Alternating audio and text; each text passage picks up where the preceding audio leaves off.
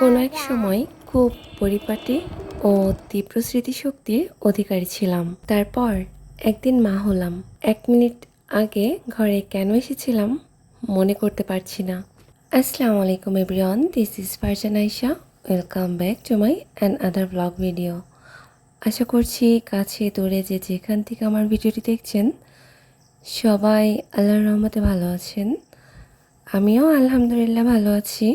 সকালে নাস্তা বানাচ্ছিলাম আর ভাবছিলাম যে একটা সন্তানকে পেট থেকে বুকে নিয়ে আসা, তারপর শখের চেহারা নষ্ট করা, শখের ঘুম হারাম হওয়া সব জানার সত্ত্বেও আমরা মেয়েরা মাতৃত্বের স্বাদ পাওয়ার জন্য পাগল। জীবনের সব নিয়ম পাল্টে যাবে জানার পরেও একমাত্র মাতৃত্ব জিনিসটা পাওয়ার জন্য আমরা মা জাতিরা বা মেয়ে জাতিরা ব্যাকুল হয়ে উঠি। এদিকে কথা বলতে বলতে আমার সকালের নাস্তা রেডি হয়ে গিয়েছে। কি যে বানিয়েছি নিজেও জানি না, যখন যেটা মনে চাই সেটাই করি। তো তারপর খাওয়া দাওয়া শেষ করে ফাহাদকে রেখে আয়াতকে নিয়ে আমি আমার ডিপার্টমেন্টে যাই। ফর্ম ফিল আপের কাজ শেষ করে কিছু কেনাকাটা করি, কিছু আয়াতকে ড্রিঙ্কস কিনে দিই, খাওয়া দাওয়া করি, তারপর বাসায় যাই। আর বাসায় যেয়ে তারপর বাবার বাসায় যাই। আমাদের স্কুলে কিছু প্রোগ্রাম ছিল, এটার জন্য মূলত বাবার বাসায় আসা। স্কুলের সামনে দিয়ে দেখছিলাম এইগুলো। তো তারপর ফাহাদকে ঘুম পাড়াই দুপুরে। আর এদিকে এই উপহারগুলো আমার ডালিয়া আপু আমাদের জন্য পাঠিয়েছিল, আয়াতের জন্য, আমার জন্য, সিদ্দিকার জন্য, সবার জন্য পাঠিয়েছিল। আর এই যে এটা দেশি ঘি, এটা আমি অর্ডার করেছিলাম। আর সেটাই পার্সেলটা আম্মুদের বাসায় দিয়ে গিয়েছিল।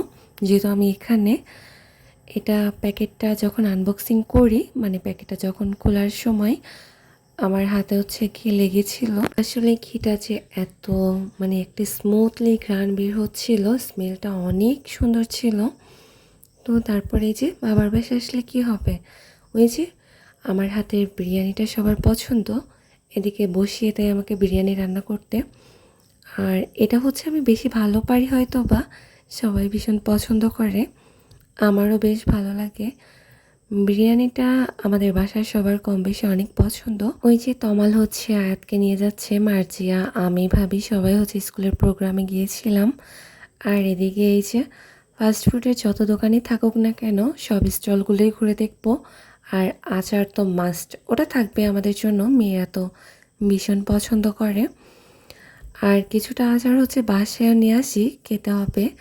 বাসায় আসার পরে দেখি আব্বু আমাদের জন্য এই খাবারগুলো নিয়ে এসেছিল। আমি যখন আসি, আব্বু যদি বাড়িতে থাকে তাহলে টুকটাক আমার পছন্দের জিনিসগুলো আব্বু এনে দেওয়ার চেষ্টা করে, বিশেষ করে খাবারটা।